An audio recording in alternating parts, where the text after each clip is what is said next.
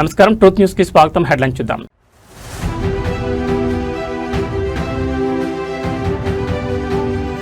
శ్రీకాకుళం జిల్లాలో సీఎం చంద్రబాబు పర్యటన, నరసన్నపేటలో స్వచ్ఛాంధ్ర స్వర్ణాంధ్ర సందడి.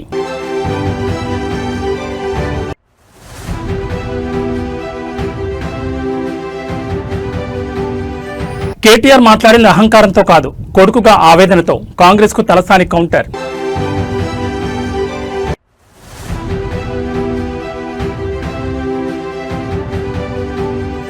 అప్పట్లో ఉచిత కరెంట్, సమయానికి నీళ్లు, గత కేసీఆర్ పాలన గుర్తు చేసుకుంటున్న రైతాంగం.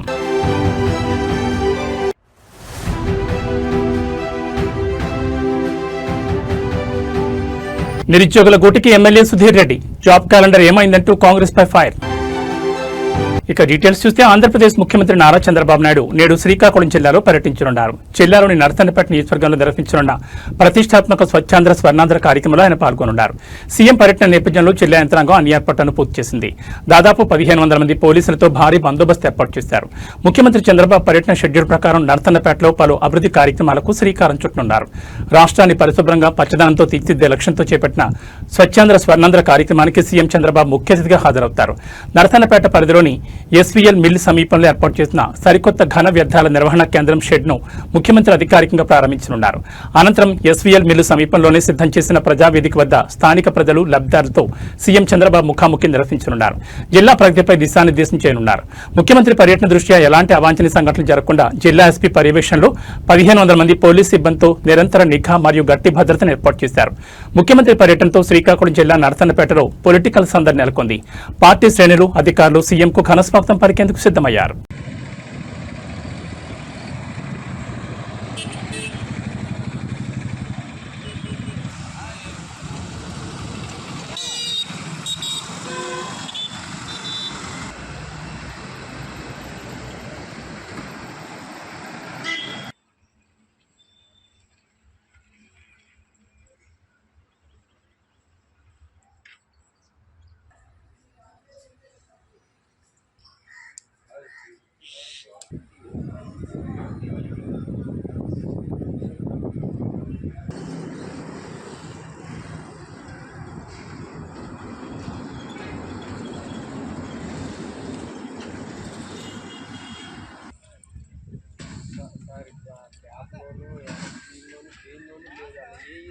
తెలంగాణ రాజకీయాల్లో అధికార ప్రతిపక్షాల మధ్య మాటల యుద్ధం మొదటి పాకాన పడింది. బీఆర్ఎస్ వర్కింగ్ ప్రెసిడెంట్ కేటీఆర్ దూకుడుపై కాంగ్రెస్ నేతలు చేస్తున్న విమర్శలను మాజీ మంత్రి ఎమ్మెల్యే తలసాని శ్రీనివాస్ యాదవ్ తీవ్రస్థాయిలో తిప్పికొట్టారు.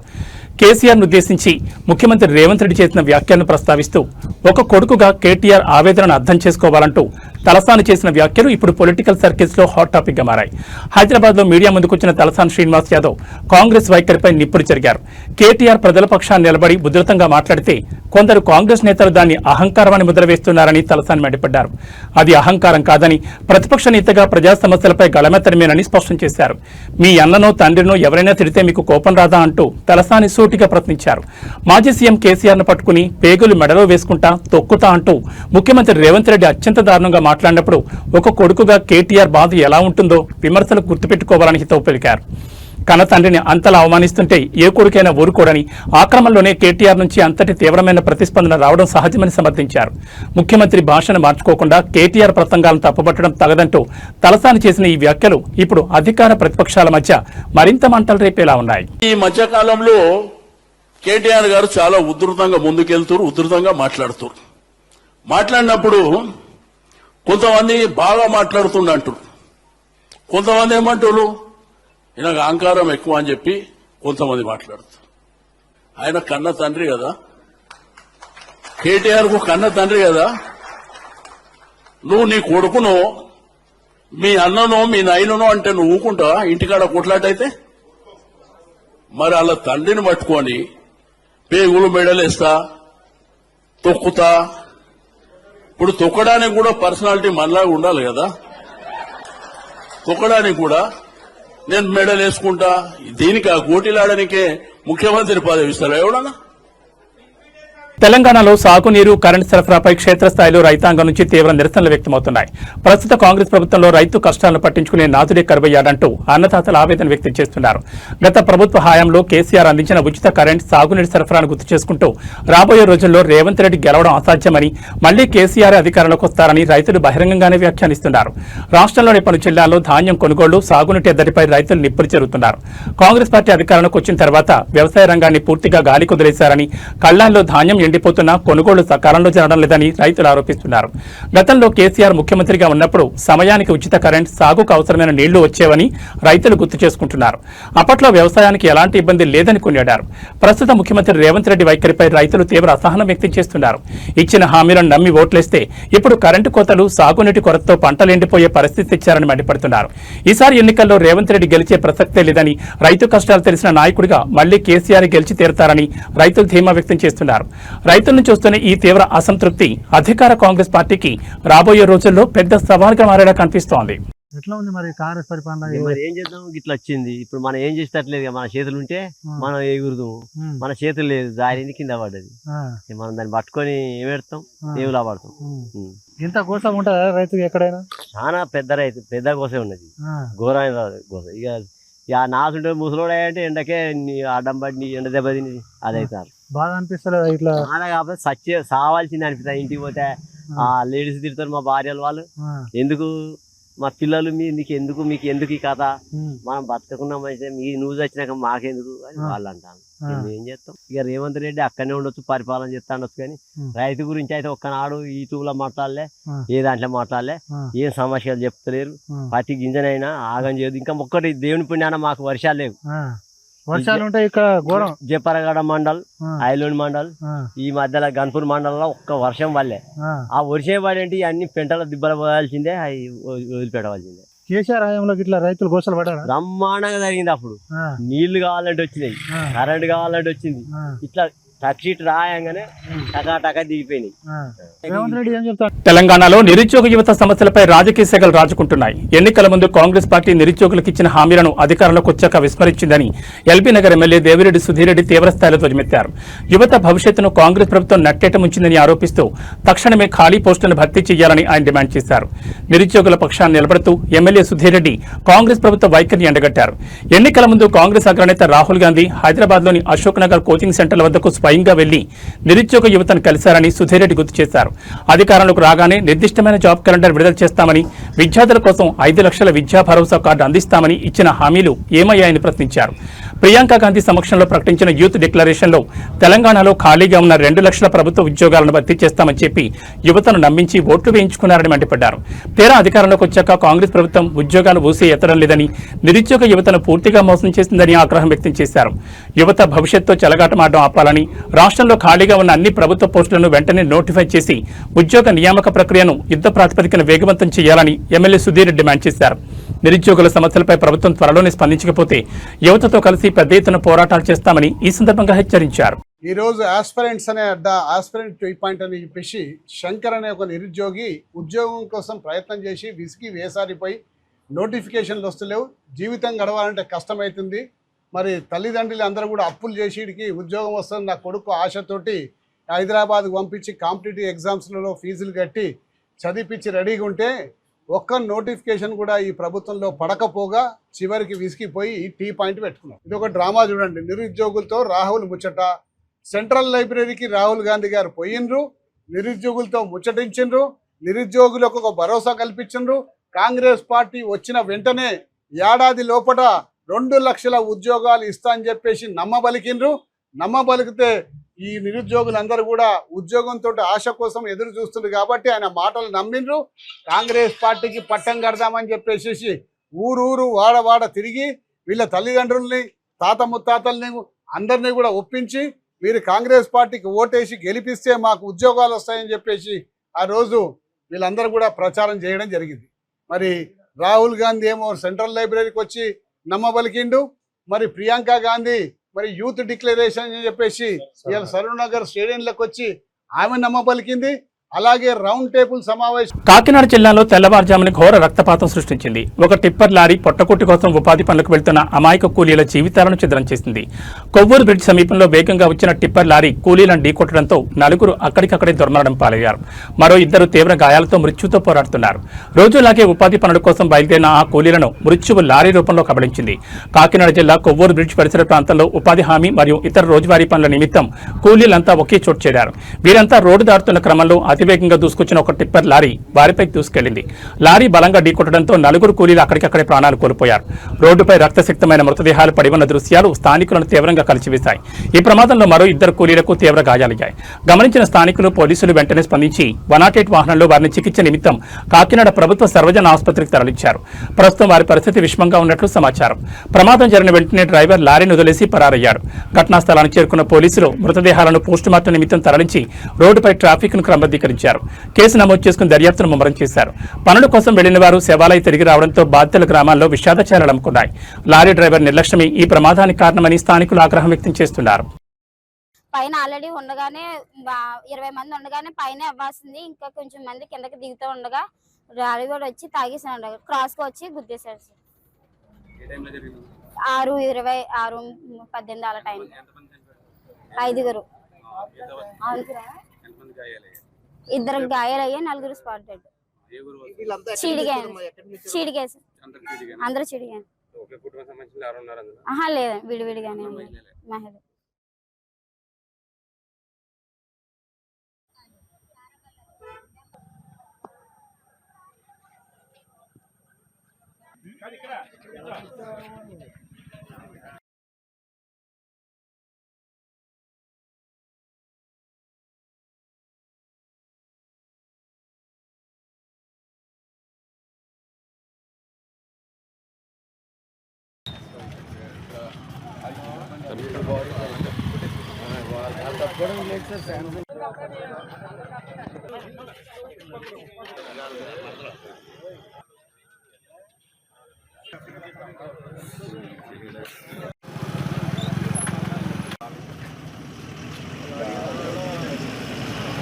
కేంద్ర మంత్రి బండి సంజయ్ కుమారుడిపై నమోదైన ఫోక్సో కేసు వ్యవహారం రోజుకో మలుపు తిరుగుతోంది. ఈ కేసులో బండి సంజయ్ పేరును వాడకుండా కోర్టు గ్యాగ్ ఆదేశాలు ఇచ్చినట్టు జరుగుతున్న ప్రచారంపై హైకోర్టు న్యాయవాది జీలకర్ర శ్రీనివాస్ తీవ్రస్థాయిలో మండిపడ్డారు.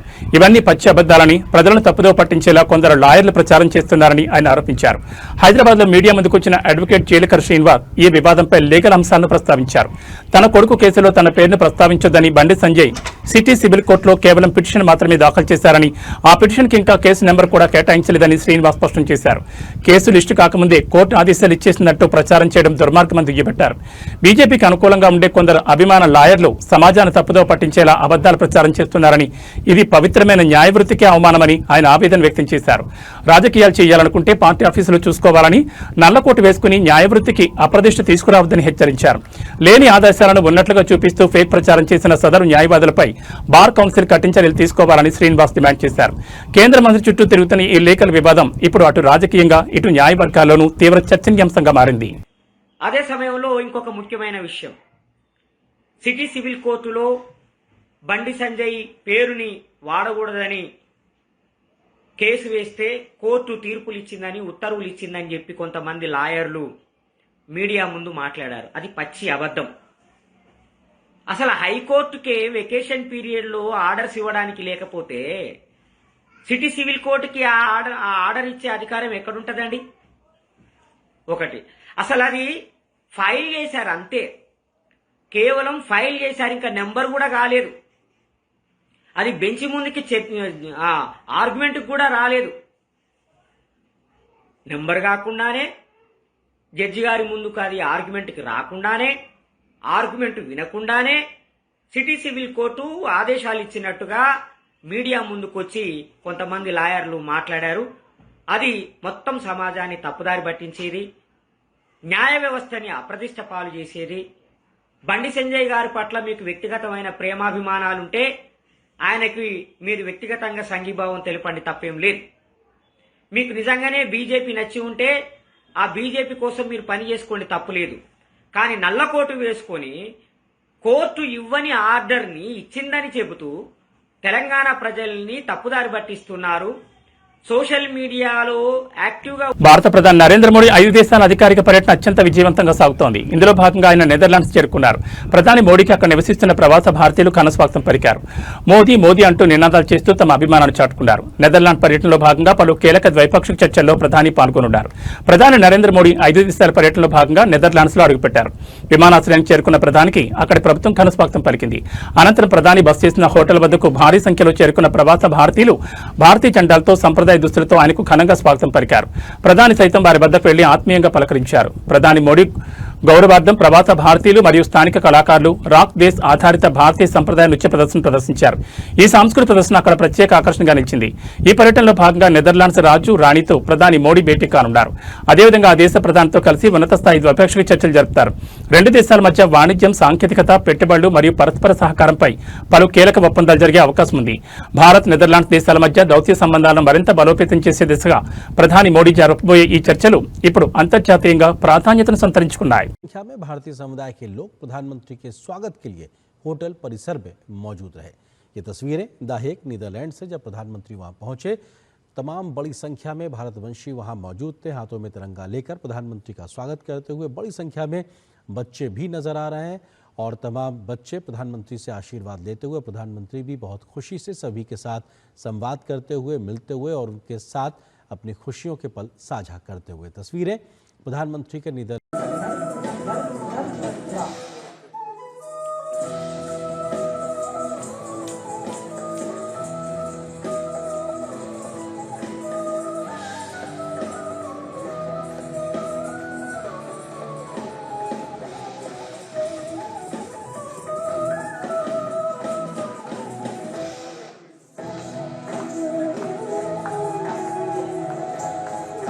హైదరాబాద్ నగరవాసులారా జాగ్రత్త.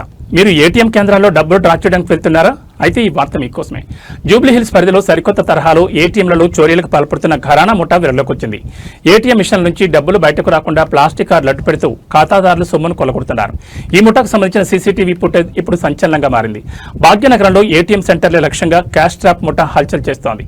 ఈ ముఠా సభ్యులు ముందుగానే ఏటీఎం కేంద్రాలకు చొరబడి క్యాష్ వచ్చే స్లాట్ వద్ద ఎవరికీ కనిపించకుండా ఒక ప్లాస్టిక్ కార్డును అడ్డుగా పెడుతున్నారు. ఆ తర్వాత వచ్చే ఖాతాదారులు డబ్బుల కోసం పిన్ నెంబర్ కొట్టినా ట్రాన్సాక్షన్ సక్సెస్ అని పడినా డబ్బులు మాత్రం బయటకు రావు. మిషన్ చెడిపోయిందని భావించి ఖాతాదారు బయటకు వెళ్లగానే ఈ ముఠా లోపలికి వచ్చి ఆ ప్లాస్టిక్ కార్డును తీసి అందులో ఇరుక్కుపోయిన క్యాష్ తో హాజరవుతున్నారు. జూబ్లీ హిల్స్ పోలీస్ స్టేషన్ పరిధిలోనే కేవలం గత 15 రోజుల్లో ఇలాంటి వరుస సంఘటనలు 3 చేసి తెచ్చుకోవడం స్థానికంగా కలకలం రేపుతోంది. వరుసగా ఖాతాదారుల సొమ్ము మాయమవుతుండటంతో అలర్ట్ అయిన బ్యాంక్ మేనేజర్ దీనిపై జూబ్లీ హిల్స్ పోలీసులకు అధికారికంగా ఫిర్యాదు చేశారు. ఏటీఎం కేంద్రాల్లోని సీసీటీవీ ఫుటేజ్ను పరిశీలించిన పోలీసులు నిందితులను గుర్తించే పనిలో పడ్డారు. ఏటీఎం కేంద్రాల్లో డబ్బులు రానప్పుడు వెంటనే బ్యాంక్ అధికారులను గానీ సెక్యూరిటీ గార్డును గానీ సంప్రదించాలని పోలీసులు సూచిస్తున్నారు. ఈ క్యాష్ ట్రాప్ ముఠా నెట్వర్క్ నగరం మొత్తం విస్తరించి ఉందా అనే కోణంలో పోలీసులు దర్యాప్తును ముమ్మరం చేశారు.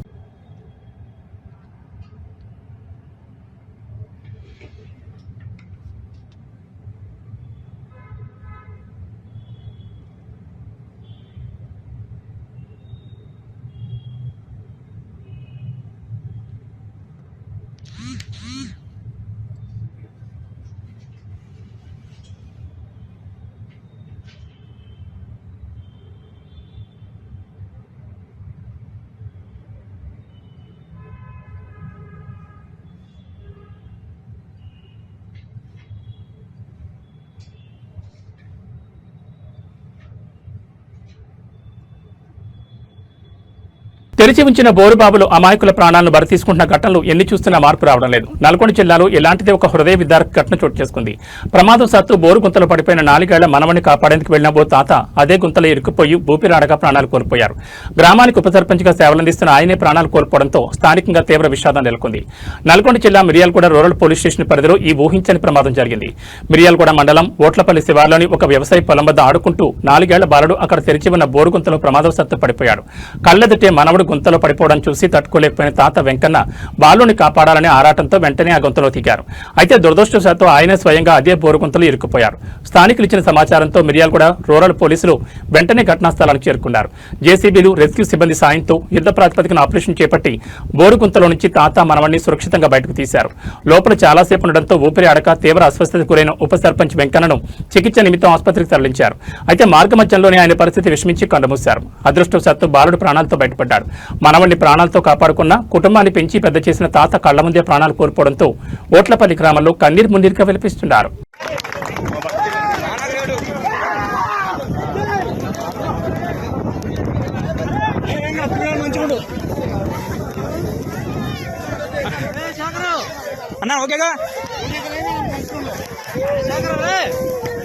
వరంగల్ జిల్లాలో ధాన్యం కొనుగోళ్లపై ఇంధన ధరల ఎఫెక్ట్ గట్టిగా పడేలా కనిపిస్తోంది. లారీ అసోసియేషన్లు రవాణా ఛార్జీలు పెంచాలంటూ డిమాండ్ చేస్తుండటంతో కొనుగోలు కేంద్రాల నుంచి ధాన్యం తరలింపు నిలిచిపోయే ప్రమాదం ఏర్పడింది.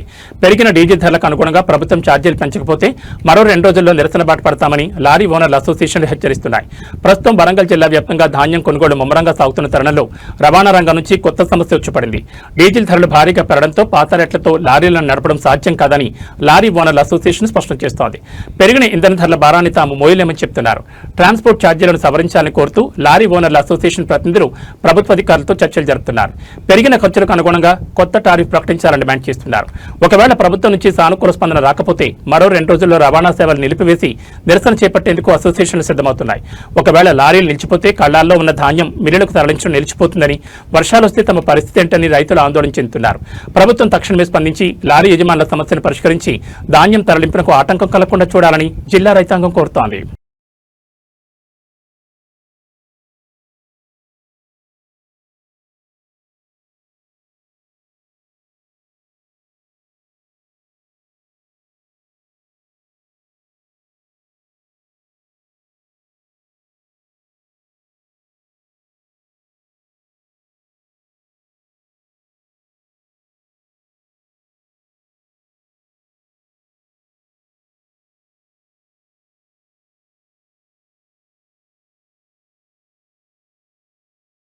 రాజన్న సిరిసిల్ల జిల్లా వేములవాడ నియోజకవర్గంలో అధికార కాంగ్రెస్ పార్టీ ఎమ్మెల్యే ఆది శ్రీనివాస్ కి చేదు అనుభవం ఎదురైంది.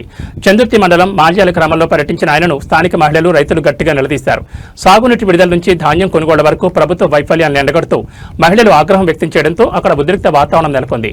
మాల్యాల గ్రామానికి వచ్చిన ఎమ్మెల్యే ఆది శ్రీనివాస్ ను గ్రామ మహిళలు ఒక్కసారిగా అడ్డుకున్నారు. సకాలంలో సాగునీరు సరిగ్గా విడుదల చేయకపోవడం వల్ల తాము తీవ్రంగా నష్టపోయామని, పంటలు ఎండిపోయే పరిస్థితి వచ్చిందని మహిళలు ఎమ్మెల్యే ఎదుట ఆవేదన వ్యక్తం చేశారు. నీళ్లు ఇవ్వకపోయినా కష్టపడి పండించిన పంటను కొనుగోలు కేంద్రాలకు తెస్తే ఇప్పుడు కొనుగోలు కూడా చేయకుండా ప్రభుత్వం కాలయాపన చేస్తోందని ధ్వజమెత్తారు. మహిళలు వరుస ప్రశ్నలతో నిలదీస్తుండటంతో ఎమ్మెల్యే ఆది శ్రీనివాస్ ఏం మాట్లాడాలో తెలియక అసహనానికి గురయ్యారు. గ్రామస్తుల ఆగ్రహాన్ని గమనించి వారి ప్రశ్నలకు సమాధానం చెప్పలేక ఆయన అక్కడికక్కడే తన వాహనం ఎక్కి వెనుదిరిగారు. అధికారంలోకి వచ్చి 2 రోజులైనా క్షేత్రస్థాయిలో రైతుల సమస్యలను పట్టించుకోవడం లేదని, కేవలం ఓట్ల కోసమే వస్తున్నారంటూ మాల్యాల గ్రామస్తులు ఈ సందర్భంగా తీవ్ర అసంతృప్తిని వ్యక్తం చేశారు. ఎమ్మెల్యే ఆది శ్రీనివాస్ పర్యటనలో జరిగిన ఈ ఘటన ఇప్పుడు వేములవాడ నియోజకవర్గంలో తీవ్ర చర్చనీయాంశంగా మారింది.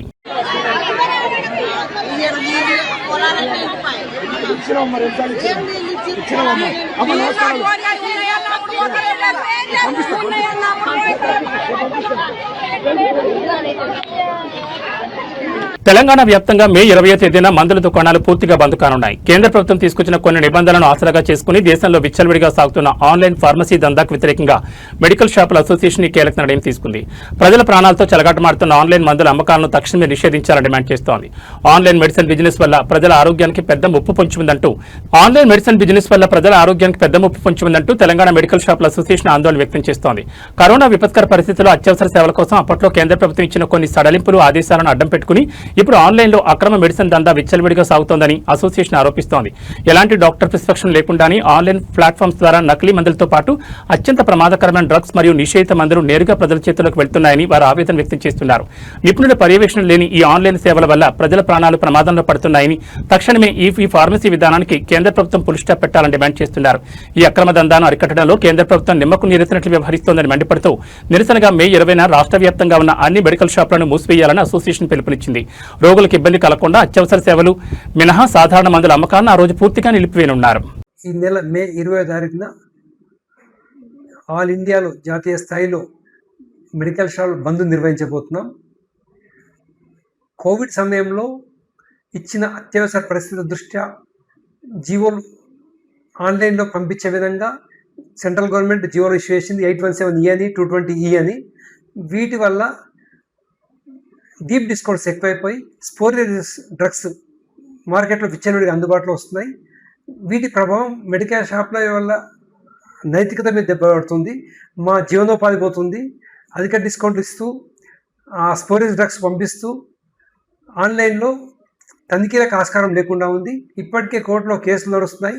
ఈ జీవో అనేది తుదిరూపు దాల్చలేదు, అయినా కూడా సాకు పెట్టుకొని ఆన్లైన్ ఫార్మసీలు నడిపిస్తున్నారు. దీనికి ఆన్లైన్ ఫార్మసీకి వ్యతిరేకంగా, ఈ చట్ట వ్యతిరేక కార్యక్రమాలకు వ్యతిరేకంగా మేము ప్రజల ఆరోగ్య దృష్ట్యా ప్రజలకి ఏదైతే ఆన్లైన్లో యాంటీబయాటిక్స్ కానీ హ్యాబిట్ ఫార్మింగ్ భార్యాభర్తల మధ్య వచ్చిన ఓ గొడవ పసి ప్రాణాన్ని బలి తీసుకుంది. అలిగి పుట్టింటికి వెళ్లిందన్న కోపంతో కన్న ప్రేమను మర్చిన ఓ ఉన్మాద తండ్రి తన 4 ఏళ్ల సొంత కూతుర్ని నూతిలో పడేసి అత్యంత కిరాతకంగా హతమార్చాడు. తూర్పుగోదావరి జిల్లా గాదరాల గ్రామంలో జరిగిన ఈ హృదయ విదారక ఘటన స్థానికంగా తీవ్ర కలకలం రేపుతోంది. తూర్పుగోదావరి జిల్లా గాదరాల గ్రామంలో మానవత్వానికి మచ్చ తెచ్చే ఘటన వెలుగు చూసింది. గాదరాల గ్రామానికి చెందిన రాయవరపు రాజు అతని భార్యకు మధ్య కొంతకాలంగా గొడవలు జరుగుతున్నాయి. ఈ క్రమంలోనే సదరు మహిళ భర్తపై అలిగి పుట్టింటికి వెళ్లిపోయింది. భార్య పుట్టింటికి వెళ్లడంపై తీవ్ర ఆగ్రహానికి గురైన రాజు ఆ కోపాన్ని తన 4 ఏళ్ల కూతురుపై చూపించాడు.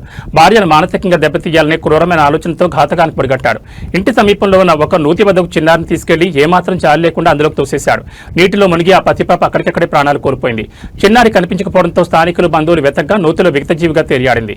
సమాచారం అందుకున్న పోలీసులు వెంటనే ఘటనా స్థలానికి చేరుకుని మృతదేహాన్ని స్వాధీనం చేసుకున్నారు. నిందితుడు రామవరపు రాజును అదుపులోకి తీసుకుని కేసు నమోదు చేశారు. భార్యపై కోపంతో అమాయకు బిడ్డను పొట్టన పెట్టుకున్న తండ్రిపై గాదరాల గ్రామస్తులు తీవ్ర ఆగ్రహం వ్యక్తం చేస్తున్నారు. నిందితుడికి కఠిన శిక్ష పడేలా చూడాలని డిమాండ్ చేస్తున్నారు. నూతిలో పారేసాడు, తీసుకెళ్ళి తర్వాత ఏమో నా పిల్ల లేదు, నా మనవరాలు ఎదురో, నా మనవరాలు ఎదురని గోల్ చేస్తుంటే మేము ఊరందరం వచ్చి ఇక్కడ కూర్చుని వాళ్ళందరూ చూసి ఎదురా పిల్లని అక్కడ పారేసావంటే అది ఆ బిడ్డ ఉంది కదండి వెళ్ళిసారా అని ఆ పిల్ల వెళ్ళి నూతులన్నా పాడేసాడేమో చూద్దామనేసి ఆ పిల్ల వెళ్ళి సెల్లైట్ వేసి చూస్తే నూతిలో తేలిపోయిందంట ఆ బిడ్డ.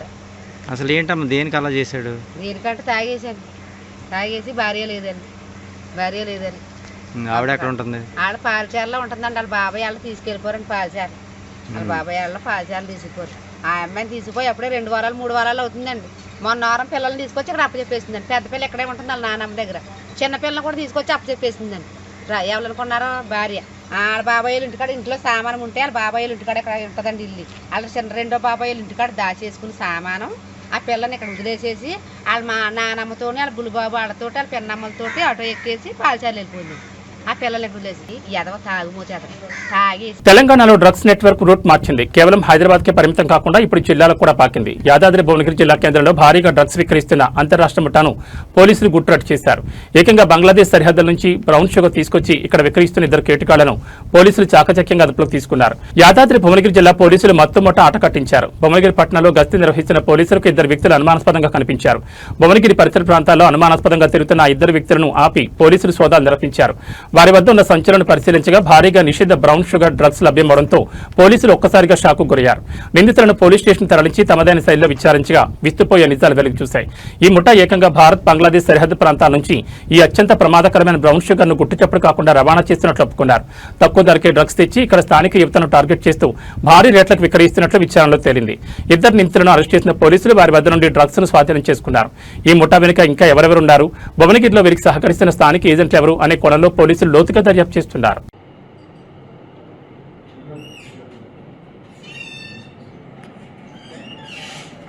ఈరోజు అనగా 15/5/2020 రోజున మనకు ఒక విశ్వసనీయ సమాచారం ప్రకారం మన భువనగిరి పట్టణంలోని ఈ గవర్నమెంట్ బిల్డింగ్ గల ఈ గ్రౌండ్లో ఈ మధ్యాహ్న సమయంలో ఒక డ్రగ్స్ అమ్ముతున్నారని చెప్పేసి సమాచారం రాగా మా యొక్క ఎస్ఐ గారు లక్ష్మీ నర్సయ్య తన యొక్క సిబ్బందితో కలిసి అక్కడికి వెళ్ళి తనిఖీ చేయడం జరిగింది.